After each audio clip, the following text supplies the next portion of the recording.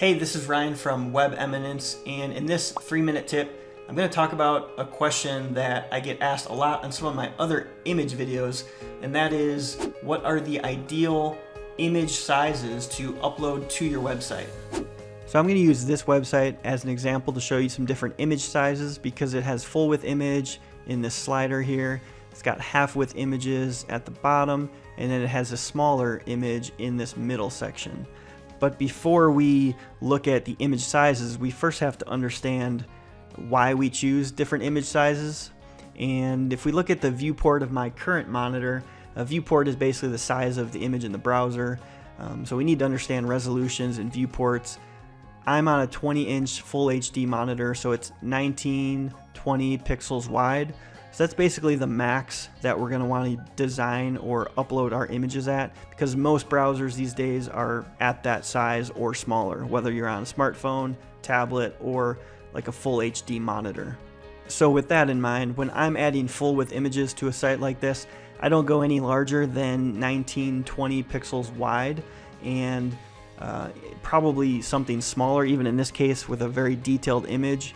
If we go to my media library and find that image, it's actually 1500 pixels, so it's actually kind of upscaling in the browser here, and they look fine, so that actually will allow them to load faster.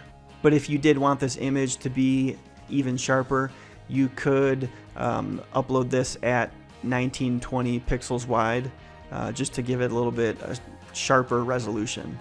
So the bottom line there with full width images, I usually use something between 1500 and 1920, depending on how sharp I want it to be. So then you can kind of use the same idea there for the half width images. Since it's going to be about half of 1920, you're probably going to want these to be about 1000 pixels wide. So if I look for this image on the left in the media library, I actually found it, and it's about 946, so it's a pretty good size. It's probably a little tall since I'm only using part of it here. I probably could have cropped it, but that's a good size, about 1000 for a half-size image. And again, that's 1000 pixels wide. And the height of the image is obviously going to depend on how you're using it. So a smaller image like this one here could probably be 500 pixels or even smaller. If we look for that image in the media library, you see it's actually 750 square, which is probably bigger than it needs to be.